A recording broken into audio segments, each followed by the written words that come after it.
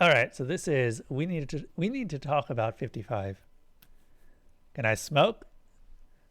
This time the receptionist narrows her eyes at Marion. No, she says. No, you can't smoke anywhere on Site 200. Just because it's an administrative building doesn't mean we don't have lungs or labor law. Marion notices the exasperation on the young woman's face. I've asked you that before, haven't I? Twice in the last quarter hour, the receptionist says. You must really need to smoke. She's genuinely puzzled at the repeated question, and she's doing a bad job at concealing her puzzlement. You think this is like Memento, don't you? Marion offers, charitably. You think I have no long-term memory, and if I stay in one place for too long, I forget why I'm here? The receptionist is only just old enough to remember that film. I guess? Marion smiles sympathetically and shakes her fist. It's nothing so simple. Minutes pass. She toys obsessively with her lighter. She's turning 50 this year and slowly graying, well on her way out of petite towards little old lady. In her bag, her phone beeps because it's time for a pill, but she tells it to remind her later. There's a slight tremble in her fingers, but that's not age-based infirmity. That's just ordinary nerves. She's nervous because she's here to meet an O5, and O5s are scary. O5s never want to see you for a small thing. It's the end of the world, or nothing. Finally, 40 minutes late, the door to the inner office opens. 4 or 5 high-ranked foundationers spill out, carrying laptops or briefcases. As a group, they head straight past reception and out to the cars, which are waiting. Marion recognizes a few of the faces. The Site 19 site director, the head recruiter for Western Europe. None of them glance in her direction. Once they're gone, 058's assistant pokes his head around the door. He's 20-something, improbably youthful, like a teenager stuffed into one of his dad's business shirts. His haircut is barely regulation. In one hand, he holds a tablet computer showing his boss's day planner. It's packed. The man evidently does not sleep. Marion, you can come in now. The office door closes behind them with an unusually heavy mechanical clunk, as if the whole thing is part of a machine built into the office walls.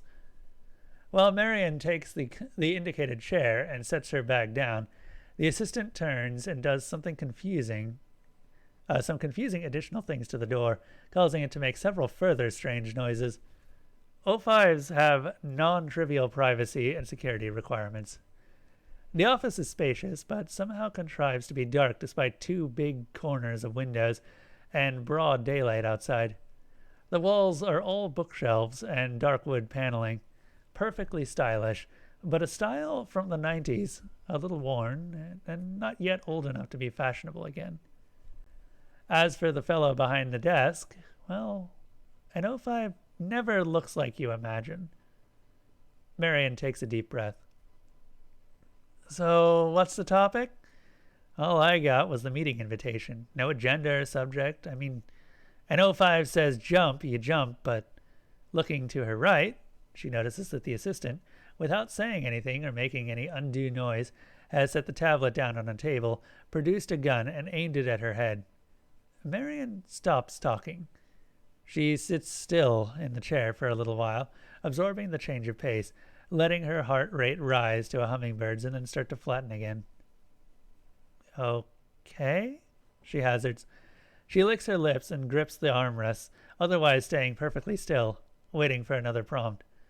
The assistant's face is totally neutral now, like this is just how meetings go. Maybe it is for people up here. Who are you? 058 asks her. Marion blinks. What? Oh, God. Let me rephrase, 058 says. Marion Wheeler, 49, with loving husband and 2 boys in tow. Likes camping, hiking, and ornithology. Boring mother with perfect, all airtight background and financials, as far back as we can examine. And you've got full Foundation credentials, which we've never issued, including access to a list of installations and rooms which some of these locations don't exist yet, or were torn down decades ago. At least one hasn't been built yet. Yet you've got the front door key to it. That's before we get to your SCP access credentials list, which I can only term as egregious. So you're a spy, and your objectives are misaligned with ours. Clay wants to cut Jai 3 loose on you, but I was able to bring him around. I talked him into a face-to-face. I thought there was a slim chance that if we locked you in a bomb-proof room and asked politely, you'd have the good sense to spare yourself the rest. Marion has long since stopped listening. You dullard, she says. Now she can finally speak. I'm your chief of anti-memetics. We don't have an anti-memetics division, Clay says. Yes, you do. We do. 058 says, we have a memetics division, a telecontainment division, fire services, Ops A, Ops B personnel, D personnel, and 24 others. We don't have an anti-memetics division. Do we have an irony division? Marion asked. She hesitates thoughtfully. No? All right. Well, try this. Why do you think the anti-memetics division would show up in the listing? This is just a cover story, Clay says to 058, not taking his eyes off Marion. It's a good one, but she's had it worked out in advance. Clay, lose the peace, says the 05. Grudgingly, Clay does so. Marion relaxes fractionally. There are SCPs with dangerous memetic properties, she says. There are contagious concepts which require containment just like any physical threat. They get inside your head and ride your mind to reach other minds, right? Right, 058 says. He can name a score of SCPs fitting this description without even thinking. There are SCPs with anti-memetic properties, Marion goes on. There are ideas which cannot be spread. There are entities and phenomena which harvest and consume information, particularly information about themselves. You take a Polaroid photo of one, it'll never develop. You write a description down with a pen on paper and hand it to someone, but what you've written turns out to be hieroglyphs and nobody can understand them, not even you. You can look directly at one, and it won't even be invisible, but you'll still perceive nothing there. Dreams you can't hold on to, and secrets you can never share, and lies, and living conspiracies. It's conceptual subculture. And of ideas consuming other ideas, and sometimes segments of reality, sometimes people, which makes them a threat. That's all there is to it, really. Anti-memes are dangerous, and we don't understand them. Therefore, they are part of the problem. Hence my division. We can do the sideways thinking that's needed to combat something which can literally eat your combat training. 058 stares back at her for a long moment. Clay fidgets, disliking and distrusting the story, but the 05 seems more open to the concept.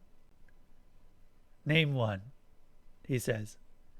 Name an anti-memetic SCP. SCP-055, Marion says promptly. There is no SCP-055, Clay retorts. Again, yes, there is, Marion says. There isn't, Clay asserts. SCP numbers aren't assigned sequentially. There are gaps. That number hasn't been assigned. It's not superstition. We have enough to be concerned about without arbitrary numerological mysticism.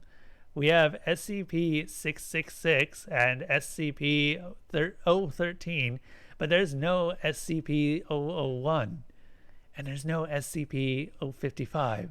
Clay, 058 says. You should look at this. He turns his monitor so Clay can see the file he had just retrieved.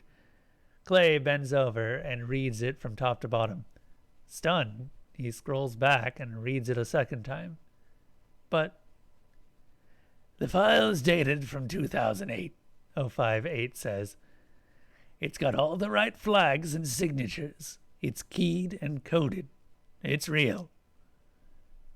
You've seen this before? Clay asks him.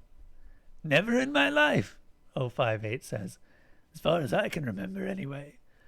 On the other hand, if the content is accurate, both of us have probably seen it dozens of times. Clay glares at Marion. This isn't possible. Marion nearly spits. For Christ's sake, Clay, how long have you been working here? But if this SCP is this powerful, who wrote the file? The 05 finishes. And for that matter, how was the interview conducted, and who is Bartholomew Hughes? And most importantly, how do you, Miss Wheeler, retain knowledge of any of this? Bart Hughes wrote the file. He's dead, Marion says. What happened to him? You don't want to know. There was a very long pause while both 058 and his assistant react to this. In fact, they pass through a long, discrete sequence of reactions. Indignation at the seeming rudeness, confusion at Wheeler's incaution in front of sinister superiors, surprise at the magnitude of the claim, pure disbelief, comprehension, and finally, horror. What? 05 asks carefully. Would happen if we did know? It would happen to you as well, Marion says, levelly. As for the rest of your questions, we managed that pharmaceutically. You know we have a Class A amnestics for people who very badly need to forget things? Of course you do. Who could forget about Class A amnestics? Well, in anti-mimetics, we have a different pill for people who need to remember things that would otherwise be impossible to remember. Mimetics class W, X, Y, and Z. The same Greek root as the word mnemonic. The M is silent. It's nestics.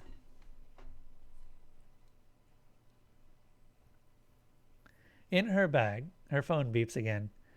With a nod of approval from the 05, Marion reaches into her bag and turns her phone off, acknowledging the prompt this time instead of postponing it.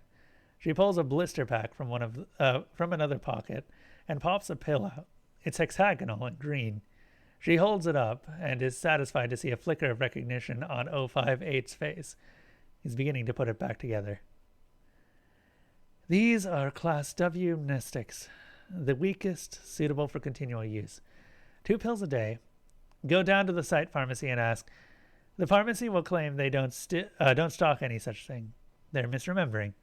Tell them to double check. 058 sighs. And now I think I get it. I see why we're having this conversation at all. Yes, Marion says, popping a second pill out and handing it over to him. It's because you missed a dose. You're supposed to be on these, the same as me and everybody on my staff. It's the only way we can work. You forgot to take a pill, and then you forgot all the information that the pills were helping you retain. You forgot why you were taking them, who gave them to you, where to get more. You forgot about me, my entire department, and now I have to bring you up to speed. And if I take this, 058 says, I'll remember the whole conversation and we don't have to have it again. Hopefully not, Marion says. Clay pipes up. Should I be taking those? Says. Sorry, kiddo, 058 says. Need to know. Maybe when you're an 05 yourself. He swallows the pill. Marion swallows hers too. So what is SCP-055? 058 asks. SCP-055 is nothing, Marion says, now relaxing entirely. SCP-055 is, as described in the file, a powerful information autosuppressor. As far as the experimentation has uncovered, it can only be defined in negative terms. We can only record what it isn't. We know it isn't safe or Euclid. We know it isn't round or square or green or silver. We know it isn't stupid. And we know it isn't alone. But what we know is that it's weak.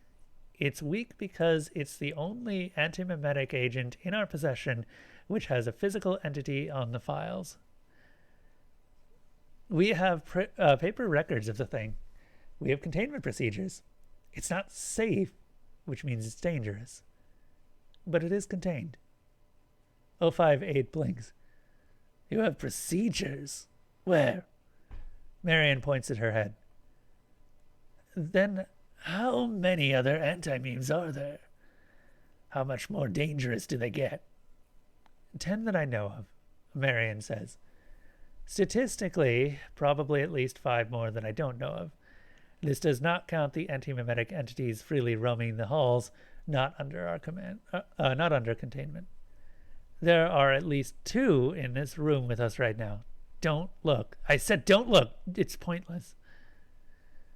058 does an impressive job of controlling himself, keeping his attention focused on Marion. Clay doesn't fare so well and quickly sweeps the whole room, even checking behind his back, making an ass of himself, essentially. He finds nothing. He looks baffled. There's an invisible monster which follows me around and likes to eat my memories, Marion explains patiently. SCP-4987. Don't look it up. It's not there. I've learned to manage with it. It's like a demanding pet. I produce tasty memories on purpose so it doesn't eat anything important, like my passwords or how to make coffee. And what's the other one? Clay asks. With another nod from 058, Marion goes to her bag again. This time she pulls out a gun and shoots Clay twice in the heart. More aghast than in pain, Clay collapses sharply against the bookcases behind him. Pulling his head around to face Marion, he manages, How did you... Marion stands, aims more carefully, and shoots him a 3rd time, this time in the head. 05, again, does an impressive job of not reacting. That's Clay's gun, he deadpans. You stole it from him. It's tricky to steal a firearm this heavy from someone without them noticing, Marion explains, unloading it and carefully setting it down. But stealing a firearm and then stealing their memory of the theft is a little easier. Like I said, a pet. Some pets are dumb enough that they can be trained. Yes, 058 says evenly. That much I'd guessed. But why? Because you were supposed to be taking Class W Nestics. You can't skip a dose of Class W Nestics. I've tried. You can postpone a dose, but you can't forget unless someone actively prevents you from taking it. There's only one person who could get close enough for you to do that. There's only one person who could get close enough to you to do that, and that's your assistant. And remember when I asked him how long he'd been working here? He didn't answer, 058 says. I thought you were being rhetorical. He doesn't work here, Marion says.